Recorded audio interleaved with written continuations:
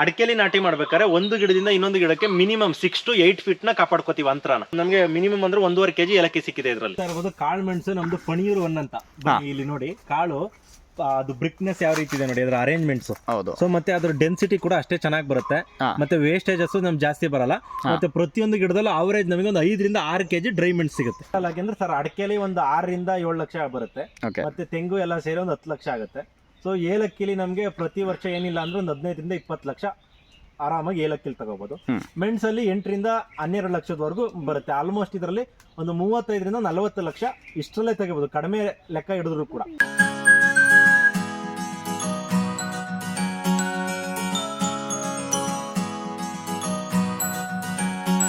Sir ನನ್ನ ಹೆಸರು ಕೀರ್ತಿ ಅಂತ. ಈ ಗ್ರಾಮ ಬಂದು ಯಮಡಳ್ಳಿ ಗ್ರಾಮ, ಬೂಕನಕೆರೆ ಹೋಬಳಿ, KR ಪೇಟೆ ತಾಲೂಕು, ಮಂಡ್ಯ ಜಿಲ್ಲೆ.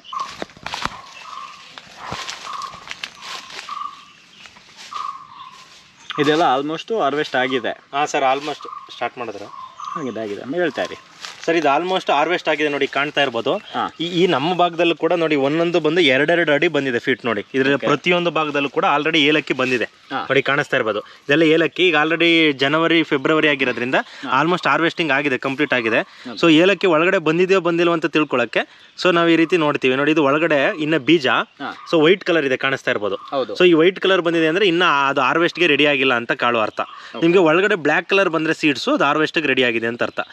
ಇದು ಏಲಕ್ಕಿ ಹೂವು. ಅದು ಏಲಕ್ಕಿ ಹೂವು ಸರ್ ಇದು. ಓಕೆ. ಈಗ ತುಂಬಾ ಜನ ಏನು ಅಂತ ಹೇಳಿದ್ರೆ, ಎಸ್ಪೆಷಲಿ ನೀವು ಬೆಳೆದಿರೋ ನಿಮ್ಗೆ ಗೊತ್ತಾಯ್ತು. ನಮ್ಮ ಭಾಗಗಳಲ್ಲಿ ಏನು ಅನ್ಕೊಂತಾರೆ ಅಂತ ಹೇಳಿದ್ರೆ, ಮಲೆನಾಡವ್ರಿಗೆ ಇದು ಆಲ್ಮೋಸ್ಟ್ ಪರಿಚಯ ಇರುತ್ತೆ, ಏಲಕ್ಕಿ ಅವ್ರಿಗೇನು ಹೊಸ್ತಲ್ಲ. ಹೌದು. ನಮ್ ಕಡೆ ಏನು ಅನ್ಕೊಂತಾರೆ, ಏಲಕ್ಕಿ ಎಲ್ಲೋ ಮರದಲ್ಲಿ ಬೆಳೆಯೋದು. ಕರೆಕ್ಟ್. ಹೌದು.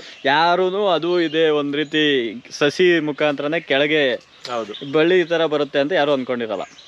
ಏಲಕ್ಕಿ ಹೂವು ಬರೋದು ಒಂಥರ ಗೊಂಚಲು ಇದ್ರ ತರ ಬರುತ್ತೆ. ತುಂಬಾ ಜನ ಅನ್ಕೊಂಡು ಮರದಲ್ಲಿ ಬೆಳೆ, ಎಸ್ಪೆಷಲಿ ನಾನೇ ಅನ್ಕೊಳ್ಳಿ, ನನಗೂ ಈಗ ಒಂದು ನೋಡಿ ಅವ್ರು ಅದನ್ನ ಹೇಳ್ತಾ ಇದಾರಲ್ಲ ಅಂತ ಅನ್ಕೊಂಡಿರ್ತೀವಿ. ಓಕೆ. ಈಗ ಏಲಕ್ಕಿ ಹಾಕಿದ ಒಂದು ಇದರಲ್ಲಿ ಈಗ ನೆಲ್ಯಾನಿ ಗ್ರೀನ್ ಗೋಲ್ಡ್ ಇದು ನಮ್ಮ ಒಂದು ಭಾಗಗಳಲ್ಲೂ ಇವನ್ ಬಯಲುಸೀಮೆಗಳಲ್ಲೂ ಇದು ಆಗುವಂತ ಒಂದು ವೆರೈಟಿ. ಓಕೆ. ಈಗ ಇದಕ್ಕೆ ಎಷ್ಟು ನೆರಳು ಇರ್ಬೇಕಾಗಿರುತ್ತೆ ಸರ್? ಇದಕ್ಕೆ ಪ್ರಮುಖವಾಗಿ ಈ ನಲ್ಯಾಣಿ ಅಂದ್ರೆ ನಿಮ್ಗೆ ನೀವು ಹೇಳ್ದಂಗೆ ಏಲಕ್ಕಿಯಲ್ಲಿ ಸುಮಾರು ವೆರೈಟಿಗಳಿದೆ. ಓಕೆ. ಸೊ ಅದರಲ್ಲಿ ನಮ್ಮ ಬಯಲು ಸೀಮೆಗೆ ಬೆಳಿಬೇಕು ಅಂದ್ರೆ ಕೆಲವು ವೆರೈಟಿಗಳು ಮಾತ್ರ ಸೂಕ್ತ ಆಗುತ್ತೆ. ಅದರಲ್ಲಿ ಇದು ನಂಬರ್ 1 ಅಂದ್ರೆ ನಲ್ಯಾಣಿ ಗ್ರೀನ್ ಗೋಲ್ಡ್ ಏಲಕ್ಕಿ ತಳಿ. ಸೊ ಇದು ಬಂದು ನಿಮಗೆ ಇದ್ರ ವಿಶೇಷತೆಗಳನ್ನ ಮೊದಲು ಹೇಳ್ತೀನಿ. ಇದೊಂದು 15 ರಿಂದ 20 ಅಡಿವರೆಗೂ ಮೇಲ್ಗಡೆ ಬೆಳೆಯುವಂತ ಸಾಮರ್ಥ್ಯ ಗಿಡಕ್ಕಿದೆ. ಸುಮಾರು ಅದ್ರ ತನ್ನ ಗಿರ್ತ್ ಅಂದ್ರೆ ತನ್ನ ಬುಡವನ್ನ ಒಂದು 2 ಅಡಿ 2.5 ಅಡಿ ಅಗಲ ಹೆಚ್ಚಿಸ್ಕೊಳ್ಳುತ್ತೆ ನೋಡಿ. ಈಗ ನಾವು ಒಂದು ಸಸಿ ನೆಟ್ಟಿರೋದು ಈಗ ಒಂದು 106 ಕಂದುಗಳು ಇದರಿಂದ ರೆಡಿ ಆಗಿದಾವೆ. ಓಕೆ. ಸೊ ಹೀಗೆ. ಸೊ ಇದು ನೋಡಿ, ಈಗ ನಿಮ್ಗೆ ಇದು ಸಾಮಾನ್ಯವಾಗಿ ಬುಡದ ಭಾಗದಲ್ಲಿ ಬರುವಂತ ಏಲಕ್ಕಿ. ಇದು ಈ ತಳಿಲಿ ವಿಶೇಷ ಏನಂದ್ರೆ ಇದು ನೆಲದ ಮೇಲೆ ಏಲಕ್ಕಿ ಬಿಡಲ್ಲ. ಸೊ ನೆಲದಿಂದ ಸ್ವಲ್ಪ ಮೇಲೆ ಹಿಂಗೆ ಕ್ರಾಶ್ ತಗೊಳುತ್ತೆ ನೋಡಿ, ಸ್ವಲ್ಪ ಬೆಂಡಾಗಿ. ಸೊ ಇನ್ನು ಕೆಲವು SKP 14 ಅಂತ ಇದೆ, ಮತ್ತೆ ಬೇರೆ ಬೇರೆ ಗೋಲ್ಡನ್ ತಳಿಗಳಂತ ಇದೆ. ಅದೆಲ್ಲ ಏನ್ ಮಾಡ್ತೀವಿ, ನೆಲದ ಮೇಲೆನೆ ಏಲಕ್ಕಿ ಬರುತ್ತೆ. ಜಸ್ಟ್ ಹಿಂಗೆ ಅಂದ್ರೆ ಅಲ್ಲೇ ಮಲ್ಕೊಂಡು ಏಲಕ್ಕಿ ಬರುತ್ತೆ. ಇದು ಸ್ವಲ್ಪ ಬೆಂಡ್ ಆಗುತ್ತೆ. ಈ ಕಾರಣದಿಂದ ಇದರಲ್ಲಿ ಏಲಕ್ಕಿ ಜಾಸ್ತಿ ಬರುತ್ತೆ. ಮತ್ತೆ ಮಳೆ ಗಿಳೆ ಬಂದಂತ ಸಂದರ್ಭದಲ್ಲಿ ಹೂಗಳಿಗೆ ಮಣ್ಣು ಗಿಣ್ಣು ಆರೋದಾಗಿರ್ಲಿ ಅಥವಾ ಕಾಯಿ ಡ್ಯಾಮೇಜ್ ಆಗಿರ್ಲಿ ಆಗಲ್ಲ. ಮತ್ತೆ ಕೆಲವು ಕಪ್ಪೆ ಗಿಪ್ಪೆ ಅವು ತಿನ್ನುವಂತ ಸಮಸ್ಯೆಗಳು ಕಡಿಮೆ ಇರುತ್ತೆ. ಯಾಕೆಂದ್ರೆ ಇದು ಸಂಪೂರ್ಣ ಮೇಲೆ ಬರುತ್ತೆ ಹಿಂಗೆ. ಸೊ ವೆಯ್ಟ್ ಆದಾಗ ಮಾತ್ರ ಸ್ವಲ್ಪ ಕೆಳಗಡೆ ಬಾಗುತ್ತಷ್ಟೇ. ಸೊ ಈ ರೀತಿ ಇದನ್ನ ನಾಟಿ ಮಾಡ್ಬೇಕಾದ್ರೆ ನಾವು ಏನ್ ಮಾಡ್ತೀವಿ, ಇದನ್ನ ಅಡಿಕೆ ಮತ್ತೆ ತೆಂಗು ನಡುವೆ ಮಾಡ್ಬೋದು. ತೆಂಗುಗಿಂತ ಅಡಿಕೆ ತೋಟ ಬಹಳ ಸೂಕ್ತ. ಓಕೆ. ಸೊ ಇದು ನಾವೇನ್ ಮಾಡ್ತೀವಿ ಅಂದ್ರೆ ಅಡಿಕೆಲಿ ನಾಟಿ ಮಾಡ್ಬೇಕಾದ್ರೆ ಒಂದು ಗಿಡದಿಂದ ಇನ್ನೊಂದು ಗಿಡಕ್ಕೆ ಮಿನಿಮಮ್ 6 to 8 ಫೀಟ್ ನ ಕಾಪಾಡ್ಕೋತೀವಿ ಅಂತರನ. ಸೊ ಅಂತರನ ಕಾಪಾಡ್ಕೋತೀವಿ. ಅಂತರನ ಕಾಪಾಡ್ಕೊಂಡು ಒಂದು 2 ಅಡಿ 2.5 ಅಡಿ ಅಗಲ ಗುಂಡಿ ತೆಗಿತೀವಿ. ಮತ್ತೆ 1 ರಿಂದ 1.5 ಅಡಿ ಅಗಲ ಆಳ ಗುಂಡಿ ತೆಗಿತೀವಿ. ಅದಕ್ಕೆ ಕಾಂಪೋಸ್ಟ್ಗಳು ಏನೇನಿದೆ ಸಂಪೂರ್ಣವಾಗಿ ಕಾಂಪೋಸ್ಟ್ಗಳನ್ನೆಲ್ಲ ತುಂಬಿ ಅದನ್ನ ಏನ್ ಮಾಡ್ತೀವಿ, ನೆಲಭಾಗದಿಂದ ಒಂದು 1/2 ಅಡಿ ಹೈಟ್ ಮಾಡ್ತೀವಿ ಬೆಡ್ನ. ಸೊ 1/2 ಅಡಿ ಹೈಟ್ ಮಾಡಿ ಅದ್ರ ಮೇಲೆ ಈ ಗಿಡ ತಂದು ಕಂದನ್ನ, ಯಾಕೆಂದ್ರೆ ರೈತರು ನಾನು ಹೇಳೋದಂದ್ರೆ ನೀವು ಬೀಜದ ಗಿಡ ನೆಡೋ ಬದಲು ಕಂದು ನಾಟಿ ಮಾಡಿ. ಯಾಕೆಂದ್ರೆ ಕಂದು ಸ್ವಲ್ಪ ಜಾಸ್ತಿ ಆಗ್ಬೋದು, ಕಾಸ್ಟ್ಲಿ ಆಗ್ಬೋದು, ಬಟ್ ನಿಮಗೆ ಬೀಜದ ಗಿಡದಲ್ಲಿ ಅದು ರಿಸಲ್ಟ್ ಸಿಗಲ್ಲ. ಸೊ ಕಂದು ನಾಟಿ ಮಾಡಿದಾಗ ನಿಮ್ಗೆ ಏನಾಗುತ್ತೆ, ಗಿಡಗಳು ತನ್ನ ತಾಯಿ ಬಳ್ಳಿ, ಈಗ ನೋಡಿ ಎಷ್ಟು ನಮಗೆ ಮಿನಿಮಮ್ ಅಂದ್ರೆ 1.5 kg ಏಲಕ್ಕಿ ಸಿಕ್ಕಿದೆ ಇದರಲ್ಲಿ. ಇದು ಈಗ 3 ವರ್ಷದ ಗಿಡ. 3 ವರ್ಷದ ಗಿಡ. 1.5 ರಿಂದ 2 kg ಡ್ರೈ ಏಲಕ್ಕಿ ಸಿಕ್ಕಿದೆ. ಡ್ರೈ ಏಲಕ್ಕಿ. ಸೊ ಬಯಲು ಸೀಮೆಯಲ್ಲಿ ಇಷ್ಟು ಕುಯ್ಬೇಕು ಅಂದ್ರೆ ಅದೊಂಥರ ಆಶ್ಚರ್ಯ ವಿಷಯ. ಯಾಕೆಂದ್ರೆ ಕೇರಳದಲ್ಲಿ 3 ರಿಂದ 4 kg ಕಟಾವ್ ಮಾಡೋರು ಇದಾರೆ ಒಂದು ಗಿಡದಲ್ಲಿ. ಬಟ್ ನಮ್ಮ ಬಯಲು ಸೀಮೆಯಲ್ಲಿ, ಅದು ಮಂಡ್ಯ ಇಂಥ ಜಾಗದಲ್ಲಿ 1.5 kg 2 kg ಕೂದಿದೀವಿ ಅಂದ್ರೆ ಅದೊಂಥರ ಅಚೀವ್ಮೆಂಟೇ ಸರಿ. ಸೊ ನಾನು ಹೇಳುವಂಥದ್ದು, ನೀವು ರೈತರು ಬಯಲು ಸೀಮೆಯಲ್ಲಿ ಏನು ಮಾಡೋಕ್ಕೆ ಸಾಧ್ಯ ಅಂತ ಸಾಂಪ್ರದಾಯಿಕ ಬೆಳೆಗಳಿಗೆ ನೆಂಚ್ಕೊಂಡು ಕೂತ್ಕೊಳ್ಳೋ ಬದಲು, ಅದಕ್ಕೇನೆ ನಾವು ಸ್ಯಾಕ್ರಿಫೈಸ್ ಆಗೋ ಬದಲು ಹೊಸ ಹೊಸ ಬೆಳೆಗಳನ್ನು ಟ್ರೈ ಮಾಡಿ. ಅಂದರೆ ಈಗ ನಮ್ಮ ಭಾಗದ ಏನು ಈ ಏಲಕ್ಕಿ ತಳಿ ಇಲ್ಲಿ ಸೂಕ್ತ ಆಗಿದೆಯಲ್ಲ, ಇಲ್ಲಿಂದ ನೀವು ಸೊಸಿ ತಗೊಂಡೋಗಿ ಮಾಡೋದ್ರಿಂದ ನಮ್ಮ ಕ್ಲೈಮೇಟ್ಗೆ ಇದು ಆಲ್ರೆಡಿ ಅಡ್ಜಸ್ಟ್ ಆಗಿದೆ. ಸೊ ನಿಮ್ಮ ಕ್ಲೈಮೇಟ್ಗೆ ತಗೊಂಡೋದ ತಕ್ಷಣ ಅಲ್ಲಿ ಅಡ್ಜಸ್ಟ್ ಆಗುತ್ತೆ. ತುಮಕೂರು ಭಾಗದವರು, ಚಾಮರಾಜನಗರ ಮತ್ತೆ ಈ ಕಡೆ ಇದು ಬಳ್ಳಾರಿ ಈ ಸೈಡ್ ಅವರು ಕೂಡ ನಮ್ಮ ಹತ್ರ ಸೊಸಿ ತಗೊಂಡೋಗಿದ್ದಾರೆ. ಒಳ್ಳೆ ಚೆನ್ನಾಗಿ ರಿಸಲ್ಟ್ ಬರ್ತಾ ಇದೆ. ನೀವು ಮಲೆನಾಡಿನ ಸೊಸಿ ತಂದು ಮಾಡಿದ್ರೆ ಏನಾಗುತ್ತೆ, ಅಲ್ಲಿ ಸ್ಪ್ರೇಗೆ ಅಡ್ಜಸ್ಟ್ ಮಾಡ್ತಿರ್ತಾರೆ, ಅಲ್ಲಿ ಸ್ವಲ್ಪ ಅವಗುಣಗಳೇ ಬೇರೆ. ಸಡನ್ ಆಗಿ ಹೊಸಬ್ರು ನನ್ಗೆ ಹೇಳ್ತಾರೆ, ಅದು ಹೊಸಬ್ರಿಗೆ ಅದು ತಂದು ನಿರ್ವಹಣೆ ಮಾಡೋದು ನಾವೇ ಕಳ್ಕೊಂಡಿದೀವಿ. ಒಂದು 4-5 ವರ್ಷದಿಂದ ನಾವೇ ಸ್ವಲ್ಪ ಕಳ್ಕೊಂಡಿದೀವಿ. ಸೊ ಅದಕ್ಕೋಸ್ಕರ ಗೊತ್ತಿರೋರ ಹತ್ರ ಮತ್ತೆ ನಮ್ಮ ಬಯಲು ಸೀಮೆಯಲ್ಲಿ ಸೊಸಿಗಳನ್ನ ತಗೊಂಡೋಗಿ ನೆಡೋದು ನಿಮ್ಗೆ ಹೊಸಬ್ರಿಗೆ ಒಂದು ಯಾವುದೇ ರೀತಿ ತೊಂದರೆಗಳು ಲಾಸ್ ಆಗಲ್ಲ. ಓಕೆ, ಈಗ ಏಲಕ್ಕಿ ಕನ್ನ ನಾಟಿ ಮಾಡಿದ ಎಷ್ಟು ದಿನಕ್ಕೆ ಫಲ ಸ್ಟಾರ್ಟ್ ಆಗತ್ತ ಸರ್? ಇದು ಏಲಕ್ಕಿ ಕಂದು ನಾಟಿ ಮಾಡಿದ ನಂತರ ಈಗ ಒಂದು ಗಿಡ ನಾಟಿ ಮಾಡಿರ್ತೀವಿ. ಸೊ ನಿಮಗೆ ಅದು ನಾವು ಗೊಬ್ಬರಗಳನ್ನ ಕೊಡ್ತಾ ಬಂದಂಗೆ ಸಾವಯವವಾಗಿ ಜಾಸ್ತಿ ಕೊಡಬೇಕು ಏಲಕ್ಕಿಗೆ. ಎಸ್ಪೆಷಲಿ ಸಾವಯವ ಗೊಬ್ಬರ ಕೊಟ್ಟಷ್ಟು ನಿಮ್ಗೆ ಇಳುವರಿ ಚೆನ್ನಾಗಿ ಬರುತ್ತೆ. ಸೊ ಗೊಬ್ಬರ ಕೊಟ್ಟಂಗೆ ಇದು ನೋಡಿ ಇಲ್ಲಿ ಬಂದಿದೆ, ಕಾಣಿಸ್ತಾ ಇರ್ಬೋದು ಇಲ್ಲಿ ಹಿಂಗೆ ಮರಿ ಕಂದುಗಳು ನೋಡಿ, ಇದು ಮತ್ತೆ ಇದು.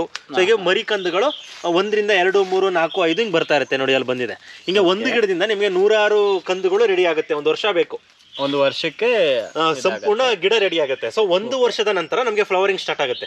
ಅಂದ್ರೆ ಈ ವೆರೈಟಿಲಿ ನಿಮ್ ಬೇರೆ ವೆರೈಟಿಗಳಾಗ್ತಾಗ 3 ವರ್ಷ, 4 ವರ್ಷ, 5 ವರ್ಷ ಆದ್ರೂ ಕಾಯಿ ಬರ್ದೇ ಇರೋ ಚಾನ್ಸಸ್ ಇದೆ. ಮತ್ತೆ ಬೀಜದ ಗಿಡಗಳನ್ನ ಸೆಲೆಕ್ಟ್ ಮಾಡಬೇಡಿ. ಸೊ ರೋಗಗಳು ಜಾಸ್ತಿ ಈ ರೀತಿ ಬರುತ್ತೆ. ಸೊ ಕಂದಲ್ಲಿ ನಿಮ್ಗೆ 1 ವರ್ಷಕ್ಕೆ ಹೂ ಸ್ಟಾರ್ಟ್ ಆಯ್ತು ಅಂದ್ರೆ, ಸೊ ನಿಮ್ಗೆ ಅದಾದ ಅಂದ್ರೆ ಒಂದು ಹೂ ಬಂದ ಒಂದು 3-4 ತಿಂಗಳಿಗೆ ನಿಮ್ಗೆ ಏನಾಗುತ್ತೆ, ಅದಕ್ಕೆ ಫಸಲು ಕೈಗೆ ಬರುತ್ತೆ. ಓಕೆ, ಸೊ ಆ ಕಾರಣದಿಂದ ಮಿನಿಮಮ್ ಅಂದ್ರೆ ನಾವು 1 ರಿಂದ 1.5 ವರ್ಷ ವೆಯ್ಟ್ ಮಾಡಿದ್ರೆ ನಮ್ಗೆ ಒಳ್ಳೆ ಆದಾಯನ ಏಲಕ್ಕಿಲಿ ನೋಡ್ಬೋದು. ಸರ್ ಏಲಕ್ಕಿಲಿ ಮುಖ್ಯವಾಗಿ ನಿರ್ವಹಣೆ ಕ್ರಮ ಬಹಳ ಮುಖ್ಯ. ಯಾಕೆಂದ್ರೆ ಗಿಡ ನಾಟಿ ಮಾಡಿದ ತಕ್ಷಣ ನನಗೆ ಫಸಲು ಬರುತ್ತೆ ಅನ್ನೋ ಮೂಢನಂಬಿಕೆಯಲ್ಲಿ ರೈತರು ದಯವಿಟ್ಟು ಇರಬೇಡಿ. ನಾವು ಬೇರೆ ಬೆಳೆಗಿಂತ ಇದಕ್ಕೆ ವಿಶೇಷವಾದಂತ ಒಂದು ನಿರ್ವಹಣೆ ಕ್ರಮಗಳು ಇರುತ್ತೆ. ಯಾಕೆಂದ್ರೆ ಇದು ನಿಮ್ಗೆ ಗೊತ್ತಿರಬಹುದು, ಮಲೆನಾಡು ಗಿಡಗಳು ಬಹಳ ಸೆನ್ಸಿಟಿವ್ ಕ್ರಾಪ್ಸ್, ಬಿಸಿಲಿಗೆ ಹೊಡೆತ ತಡೆಯಲ್ಲ. ಅದಕ್ಕೋಸ್ಕರ ನೀವು ನಾಟಿ ಮಾಡಿದಾಗ ನೀರಿನ ನಿರ್ವಹಣೆ ಮೊದಲ 3 ತಿಂಗಳು ಬಹಳ ಇಂಪಾರ್ಟೆಂಟ್ ಆಗಿರುತ್ತೆ. ಸೊ ನೀವು ನೀರನ್ನ ಯಾವ ರೀತಿ ಕೊಡಬೇಕು ಅಂದ್ರೆ, ಒಂದು 2 to 3 ಡೇಸ್ ಒಂದ್ಸಲಿ ರೂಟ್ಸ್ ಅಡ್ಜಸ್ಟ್ ಆಗೋ ರೀತಿ ನೀರನ್ನ ಕೊಡಬೇಕಾಗುತ್ತೆ. ಡ್ರಿಪ್ ಮುಖಾಂತರ ಆಗಿರ್ಬೋದು ಅಥವಾ ಸ್ಪ್ರಿಂಕ್ಲರ್ ಅಳವಡಿಸೋದ್ರಿಂದ ರಿಸಲ್ಟ್ ನಿಮ್ಗೆ ಚೆನ್ನಾಗಿ ಬರುತ್ತೆ. ಸೊ ಒಂದು ಗಿಡ ನಾಟಿ ಮಾಡಿದ ನಂತರ ಅದರಲ್ಲಿ ಮರಿ ಕಂದುಗಳು, ಸಹಸ್ರಾರು ಮರಿ ಕಂದುಗಳು ಕಡಿತಾ ನಿಮ್ಗೆ ಒಂದು ವರ್ಷದಲ್ಲಿ ಗಿಡ ದಷ್ಟಪುಷ್ಟವಾಗಿ 106 ಕಂದುಗಳ ಜೊತೆ ಬೆಳವಣಿಗೆ ಆಗುತ್ತೆ. ಆನಂತರ ನಿಮ್ಗೆ ಆಲ್ಟರ್ನೇಟಿವ್ ಆಗಿ ನಿಮ್ಗೆ 3 ತಿಂಗಳಿಗೊಂದ್ಸಲಿ, 2 ತಿಂಗಳಿಗೊಂದ್ಸಲಿ ಕೊಟ್ಟಿಗೆ ಗೊಬ್ಬರ ಅಥವಾ ಮನೆ ಗೊಬ್ಬರ, ಎರೆಹುಳು ಗೊಬ್ಬರ ಸಾವಯವವಾಗಿ ಕೊಡ್ತಾ ಇರಬೇಕು. ಅದ್ರ ಜೊತೆಗೆ ಬೇವಿನ ಹಿಂಡಿ ಕೊಡಬೇಕು, ಮತ್ತೆ ಟ್ರೈಕೋಡರ್ಮಾ ಕೊಡಬೇಕು, ಪೈಸಿಲೋಮೈಸಿಸ್, ಹೀಗೆ ಆರ್ಗ್ಯಾನಿಕ್ ಬ್ಯಾಕ್ಟೀರಿಯಾಗಳನ್ನ ನೀವು ನಿಮ್ಮ ಹತ್ತಿರದ ರೈತ ಸಂಪರ್ಕ ಕೇಂದ್ರ ಆಗಿರ್ಬೋದು ಅಥವಾ ನೀವು ಕೃಷಿ ಮಾಡ್ತಾ ಇರೋ ಹತ್ರ ತಗೊಂಡು ಬಂದು ಅದ್ರ ಜೊತೆ ಮಿಕ್ಸ್ ಮಾಡಿ ಕೊಟ್ಟಾಗ ಗಿಡಗಳ ರೂಟ್ಗೆ ಯಾವುದೇ ರೀತಿ ಡ್ಯಾಮೇಜಸ್ ಆಗಲ್ಲ. ಸೊ ಆ ರೀತಿ ಕಾಪಾಡಿಕೊಂಡು ನೀವು ಒಂದು ವರ್ಷದ ಒಳಗೆ ಈ ರೀತಿ ಬರುವಂತ ಹಣ್ಣುಗರಿ ಅಂತ ಕರಿತೀವಿ. ಅಂದ್ರೆ ಗಿಡ ಬೆಳವಣಿಗೆ ಆದಂಗೆ ಈ ಹಣ್ಣುಗರಿಗಳು ಬರುತ್ತೆ ನೋಡಿ, ಕಾಣಿಸ್ತಾ ಇರಬಹುದು. ಈ ರೀತಿ ಬಂದಂತ ಎಲ್ಲಾ ತರಗೆಲೆ ಅಥವಾ ಹಣ್ಣುಗರಿಗಳನ್ನ ನೀವು ಬಿಡಿಸ್ತಾ ಬಂದಂಗೆ ಗಿಡಗಳಿಗೆ ರೋಗ ಸಮಸ್ಯೆಗಳು ಕಡಿಮೆ ಬರುತ್ತೆ. ಅದನ್ನ ಬಿಡಿಸ್ಕೊಂಡು ಹೊಸ ಮರಿಗಂದುಗಳು ಬರಕ್ಕೆ ಅದಕ್ಕೆ ಅವಕಾಶ ಮಾಡ್ಕೊಡ್ಬೇಕು. ಇಲ್ಲ ಅಂದ್ರೆ ನೀವೇನ್ ಆಗುತ್ತೆ, ಅಲ್ಲಿ ಅದು ಕಳೆ ಅಥವಾ ಅದು ಏನು ತರಗೆಲೆ ಜಾಸ್ತಿ ಇದ್ದಾಗ ಅಲ್ಲಿಗೆ ಬಂದು ಈ ಹುಳುಗಳು ಮೊಟ್ಟೆ ಇಡೋ ಚಾನ್ಸಸ್ ಇರುತ್ತೆ. ಶೂಟ್ ಬೋರರ್ ಅಂತ ಕರಿತೀವಿ. ಅಂದ್ರೆ ಅದನ್ನ ಕೊರೆದು ಅದರಲ್ಲಿರುವಂತ ಸಿಹಿನ ತಿನ್ನುವಂತ ಹುಳುಗಳು ಕೆಲವಿರ್ತವೆ. ಸೊ ಆ ರೀತಿ ಈ ರೀತಿ ನೋಡಿ, ಇದು ಶೂಟ್ ಬೋರರ್ ಅಂತ ಕರಿತೀವಿ. ಇದೇನಾಗತ್ತೆ, ನಿಮ್ಗೆ ಹುಳುಗಳು ಈ ಕಬ್ಬು ತಿನ್ನುತ್ತೆ ನೋಡಿ, ಹುಳ ಅದು ಬಂದು ಕೊರಿಯಂತ ಚಾನ್ಸಸ್ ಇರುತ್ತೆ. ಸೊ ಇದೇನಾಗುತ್ತೆ, 1 ವರ್ಷ ಆದ ನಂತರ ಇದು ಕಂದು ಹೋಗುತ್ತೆ. ಸೊ ಅದಕ್ಕೋಸ್ಕರ ಪ್ರತಿ ವರ್ಷ ಈ ರೀತಿ ಕೆಲವು ಸಮಸ್ಯೆಗಳು ಇದ್ದೇ ಇರುತ್ತೆ. ಅದನ್ನ ನಾವೇನ್ ಮಾಡ್ಬೇಕು, ನಿರ್ವಹಣೆ ಮಾಡ್ಬೇಕು ಅಂದ್ರೆ ತರಗೆಲೆನ ನೀಟಾಗಿ ತೆಗಿತಾ ಇರಬೇಕು. ಸೊ ಆ ತರಗೆಲೆನ ತೆಗೆದಾಗ ಗಿಡ ಕ್ಲೀನ್ ಆಗಿರುತ್ತೆ.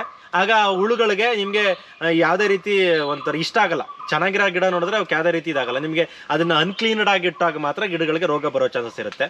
ಅದು ಬಿಟ್ರೆ ನಿಮ್ಗೆ ಥ್ರಿಪ್ಸ್ ಅಂತ ಬರುತ್ತೆ.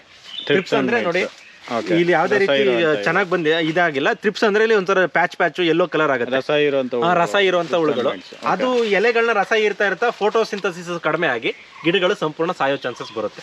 ಓಕೆ, ಈಗ thrips and mites plus stem borers ಇವಕ್ಕೆ ಯಾವ ರೀತಿ ಸ್ಪ್ರೇ ಯೂಸ್ ಮಾಡ್ತಾ ಇದ್ದಾರೆ ಸರ್? ನಾವು ಈಗ ನೀವು ಯಾವ್ದೇ ಬೆಳೆಗಳು ಮಾಡಿದ್ರು ರೋಗ ಅನ್ನೋದು ಈ ಕೀಟಗಳಿಂದ ಬಂದೇ ಬರುತ್ತೆ. ಸೊ ಅದನ್ನ ಯಾವ ರೀತಿ ಮಾಡ್ತೀವಿ ಅಂದ್ರೆ, ನಾವು ಹುಳಿ ಮಜ್ಜಿಗೆ ಇರುತ್ತಲ್ಲ, ಒಂದು 15 ದಿನ ಬಾಯಿ ಕಟ್ಟಿಟ್ಬಿಡ್ತೀವಿ ಹುಳಿ ಮಜ್ಜಿಗೆನ. ಸೊ ನಾಟಿ ಹಸುದು ಅಥವಾ ಎಮ್ಮೆದಾದ್ರೂ ನಡೆಯುತ್ತೆ. ಸೊ ಅದನ್ನ ಬಾಯಿ ಕಟ್ಟಿಟ್ಟಾಗ ಅದು 15 ದಿನ ಯಾವುದೇ ರೀತಿ ಮೈಕ್ರೋಬ್ಸ್ಗಳು ಅಂದ್ರೆ ಈಚೆ ಮೊಟ್ಟೆ ಗಿಟ್ಟೆ ಇಟ್ಟು ಅದು ಗಬ್ಬು ಬರಲ್ಲ, ಅಂದ್ರೆ ವಾಸನೆ ಬರಬಾರ್ದು. ಸೊ ನಿಮ್ಗೆ ಒಳಗಡೆನೆ ಅದು ಹುಳಿ ಬಂದು ಆ ಹುಳಿಗೆ ಕೆಲವು ಬ್ಯಾಕ್ಟೀರಿಯಾಗಳು ಡೆವಲಪ್ ಆಗುತ್ತೆ. ಅದರ ನಂತರ ನಿಮ್ಗೆ ಗಂಧನೂ ಕೂಡ ಒಂದು 15 ದಿವಸ ಬಾಯಿ ಕಟ್ಟಿಡ್ತೀವಿ. ಅದ್ರ ಜೊತೆಗೆ ಸ್ವಲ್ಪ ಇದು ಅಚ್ಚಕಾರದ ಪುಡಿ ಅದ್ರ ಜೊತೆಗೆ ಸ್ವಲ್ಪ ಶುಂಠಿ ಈ ರೀತಿಗಳನ್ನ ಹಾಕೊಂಡು ಅದಕ್ಕೆ ನೀಟಾಗಿ ಸ್ಪ್ರೇ ಮಾಡೋದ್ರಿಂದ ಅದ್ರ ಸ್ಮೆಲ್ಗೆ ಅದ್ರ ಖಾರಕ್ಕೆ ಅದೇನಾಗುತ್ತೆ ಕೆಲವು ಹುಳುಗಳು ಬರಲ್ಲ. ಓಕೆ. ಸೊ ಅದು ಏನಾಗುತ್ತೆ ನಿಮ್ಗೆ ಒಂಥರ ಅದು ಈ ಗಂಧ್ಲ ಮತ್ತೆ ಮಜ್ಜಿಗೆ ರಿಫ್ಲೆಕ್ಟ್ ಮಾಡುತ್ತೆ, ಆ ವಾಸನೆಗೆ ಯಾವುದೇ ಹುಳುಗಳಾಗ್ಲಿ ಅಲ್ಲಿ ಬರಲ್ಲ. ಸೊ ಮತ್ತೆ ಶುಂಠಿ ಮತ್ತೆ ಅಚ್ಕಾರದ ಪುಡಿ ಇರುತ್ತಲ್ಲ, ಅದು ಕೆಲವು ಇರುವೆ ಆಗಲಿ ಸಣ್ಣ ಸಣ್ಣ ಹುಳುಗಳಾಗ್ಲಿ ಅದು ಒಂಥರ ದೂರ ಇಡುತ್ತೆ. ಅದಕ್ಕೋಸ್ಕರ ಅದು ಆ ರೀತಿ ಸ್ಪ್ರೇ ಮಾಡ್ತೀವಿ. ಮತ್ತೆ ಸಣ್ಣ ಪುಟ್ಟಗಳು ನಮ್ಮ ಕೈ ಮೀರಿ ಆಗುವಂಥದಕ್ಕೆ ಏನು ಮಾಡೋಕ್ಕಾಗಲ್ಲ, ಅದು ಗಿಡನೇ ಅದು ರೆಸಿಸ್ಟೆನ್ಸ್ ಪವರಿಂದ ಅದನ್ನ ಕಂಟ್ರೋಲ್ ಮಾಡ್ಕೊಳ್ಳುತ್ತೆ. ಬಟ್ ಜಾಸ್ತಿ ನೀವೇನಾದರೂ ಸುಮ್ಮನೆ ಗಿಡ ನೆಟ್ಟು ಸುಮ್ಮನೆ ಇದ್ದಿದ್ದೀನಿ ಅಂದರೆ ಸುಮಾರು ರೋಗಗಳು ಬಂದು ಗಿಡ ಹೋಗೋ ಚಾನ್ಸಸ್ ಇರುತ್ತೆ. ಓಕೆ. ಇದಕ್ಕೆ ನೀರಿನ ನಿರ್ವಹಣೆ ಯಾವ ರೀತಿ ನಿಮ್ಮ ತೋಟದ ಒಂದಿದ್ರಲ್ಲಿ? ಯಾಕೆ ಅಂತೇಳಿ ನಾನು ಬಂದು ನೋಡಿದೆ, ಈಗ ಎಲ್ಲೂ ನೀವು ಕಲ್ಟಿವೇಶನ್ ಮಾಡ್ತಾ ಇಲ್ಲ. ಹೌದು. ಪ್ಲಸ್ ಕಳೆನೂ ನಿಮ್ಮದ್ರಲ್ಲಿ ಇಲ್ಲವೂ ಇಲ್ಲ. ಕಳೆನೂ ಇಲ್ಲ. ಹೌದು. ಓಕೆ. ಈಗ ನಾವು ತುಂಬಾ ತೋಟಗಳು ಅಬ್ಸರ್ವ್ ಮಾಡಿದಾಗ ಅವ್ರ ತೋಟಗಳಲ್ಲಿ ಏನಾದ್ರು ಟ್ರ್ಯಾಕ್ಟರ್ಗಳೇ ಇರ್ತವೆ, ಯಾಕಂದ್ರೆ ಕಳೆ ಬರ್ತಾನೆ ಇರುತ್ತೆ. ನೀವು ಈ ಜೀರೋ ಕಲ್ಟಿವೇಶನ್ ಮಾಡಿದ್ದು ಪರ್ಪಸ್ ಇಂದ ಪ್ಲಸ್ ಇಲ್ಲಿ ಬಿದ್ದಿದ್ದು ಇಲ್ಲೇ ಬಿಡೋ ಪರ್ಪಸ್ ಇಂದ ಇಲ್ಲಿ ಒದಕೆ ಸ್ಟಾರ್ಟ್ ಆಗಿ ಅದರಿಂದ ಕಳೆ ಬರ್ತಾ ಇಲ್ಲ ಅಂತ ನಾನು ಅನ್ಕೊಂತಾ ಇದ್ದೀನಿ. ಓಕೆ. ನೀರಿನ ನಿರ್ವಹಣೆ ನೀವು ಎಷ್ಟು ದಿನಕ್ಕೆ ಒಂದು ಟೈಮ್ ನೀರು ಕೊಡ್ತಾ ಇದ್ದೀರಾ, ಪ್ಲಸ್ ಯಾವ ಮುಖಾಂತರ ಕೊಡ್ತಾ ಇದ್ದೀರಾ? ಸರ್, ಈಗ ಏಲಕ್ಕಿ ಈಗ ಮಲೆನಾಡು ಬೆಳೆಗಳಿಗೆ ಮುಖ್ಯವಾದಂತ ಒಂದು ಅಂಶ ಅಂದ್ರೆ ನೀರಿನ ನಿರ್ವಹಣೆ. ಇದನ್ನ ರೈತ ಸರಿಯಾಗಿ ಮಾಡೋದನ್ನ ಕಲಿತ್ರೆ ಅವನು 60% ಸಕ್ಸಸ್ ಆದ ಅಂತಾನೆ ಅರ್ಥ ಬೆಳೆಯಲ್ಲಿ. ಓಕೆ. ಸೊ ನೀರನ್ನ ಈಗ ನೀವು ಏನಾಗುತ್ತೆ ನಾವು ಬೆಳೆ ತೆಗೆದ ನಂತರ, ಈಗ ಇದು ಏಪ್ರಿಲ್ ಟೈಮಲ್ಲಿ ಅಂದ್ರೆ ಮಳೆಗಾಲ ಸ್ಟಾರ್ಟ್ ಆಗೋ ಟೈಮಲ್ಲಿ ಹೂ ಅರಳಕ್ ಸ್ಟಾರ್ಟ್ ಆಗುತ್ತೆ. ನಿಮ್ಗೆ ಡಿಸೆಂಬರ್ ಜನವರಿಗೆಲ್ಲ ಹಾರ್ವೆಸ್ಟ್ ಕಂಪ್ಲೀಟ್ ಮುಗ್ದೋಗುತ್ತೆ. ನಿಮ್ಗೆ ಕಾಣ್ತಾ ಇರ್ಬೋದು ಆಲ್ರೆಡಿ 90% ಹಾರ್ವೆಸ್ಟಿಂಗ್ ಆಗ್ಬಿಟ್ಟಿದೆ. ಸೊ ಇನ್ನು 10% ಅಷ್ಟೇ ಕಾಯಿ ಉಳಿದಿದೆ ಅಷ್ಟೇ ಗಿಡದಲ್ಲಿ. ಸೊ ಆ ಟೈಮಲ್ಲಿ ಏನ್ ಮಾಡ್ತೀವಿ ನಾವು, ಸಂಪೂರ್ಣ ಹಾರ್ವೆಸ್ಟ್ ಮಾಡಿದ ನಂತರ ಸ್ವಲ್ಪ ಗಿಡಕ್ಕೆ ಒಂದು 15 ದಿನ ನೀರು ಕೊಡಲ್ಲ. ಸೊ ಆಗೇನಾಗುತ್ತೆ, ಅದಕ್ಕೆ ಹಸು ಸ್ಟಾರ್ಟ್ ಆಗುತ್ತೆ, ಲೈಕ್ ವಾಟರ್ದು ಹಸು ಸ್ಟಾರ್ಟ್ ಆಗುತ್ತೆ. ಆಗೇನಾಗುತ್ತೆ ಗಿಡದಲ್ಲಿ ರೆಸಿಸ್ಟೆನ್ಸ್ ಪವರ್ ಅನ್ನ ಡೆವಲಪ್ ಆಗುತ್ತೆ. ಬಾಡಿ ಆಟೋಮೆಟಿಕ್ಲಿ ನೀರನ್ನ ತಗೊಳ್ಳದೇ ಇರೋದ್ರಿಂದ ಕೆಲವು ರೆಸಿಸ್ಟೆನ್ಸ್ ಏಕೆ ಏನು ಗೊತ್ತಾ, ನಿಮ್ಗೆ ಟೈಮ್ ಟು ಟೈಮ್ ಕೊಡ್ತಾ ಇದ್ರೆ ಅದು ಸೋಂಬೇರಿ ಆಗ್ಬಿಡುತ್ತೆ. ಜಸ್ಟ್ ಇನ್ ಟರ್ಮ್ ಹೇಳ್ಬೇಕಾದ್ರೆ. ಸೊ ಆಗೇನಾಗುತ್ತೆ ನಾವು ಒಂದು 15 ಡೇಸ್ ವಾಟರ್ನ ಮಾಡಿ ಸರ್. ಈಗ ನೀರಿನ ನಿರ್ವಹಣೆಯಲ್ಲಿ ಆ ರೀತಿ ನಾವು ಈಗ ಒಂದು 15 ಡೇಸ್ ನಿಲ್ಲಿಸಿ ನೀರು ಕೊಟ್ಟಾಗ ಗಿಡಗಳಲ್ಲಿ ಕೆಲವು ಹಾರ್ಮೋನ್ಸ್ ಮತ್ತೆ ರೆಸಿಸ್ಟೆನ್ಸ್ ಪವರ್ ಡೆವಲಪ್ ಆಗಿರುತ್ತೆ. ಆನಂತರ ಗಿಡಗಳಿಗೆ ಶಕ್ತಿ ಬರುತ್ತೆ.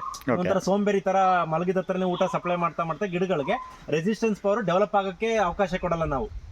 ಸೊ ಅದಕ್ಕೋಸ್ಕರ ಒಂದು 15 ಡೇಸ್ ಅದಕ್ಕೆ ಸ್ವಲ್ಪ ಒಣಗಿಸಿದಾಗ ಗಿಡನ ಅದಕ್ಕೆ ರೆಸಿಸ್ಟೆನ್ಸ್ ಪವರ್ ಡೆವಲಪ್ ಆಗಿ ಗಿಡ ಅಂದ್ರೆ ಈಗ ಒನ್ಸ್ ಎಲ್ಲ ಈಲ್ಡ್ ಕಂಪ್ಲೀಟ್ ಆದ್ಮೇಲೆ, ಕೊಯ್ಲು ಕಂಪ್ಲೀಟ್ ಆದ್ಮೇಲೆ ಒಂದು 15-20 ದಿನ ನೀರು ಸ್ಟಾಪ್ ಮಾಡ್ತೀರಾ, ಓನ್ಲಿ ಫಾರ್ ರೆಸಿಸ್ಟೆನ್ಸ್, ಅದಕ್ಕೆ ಒಂದು ಇದಾಗ್ಲಿ ಅಂತ.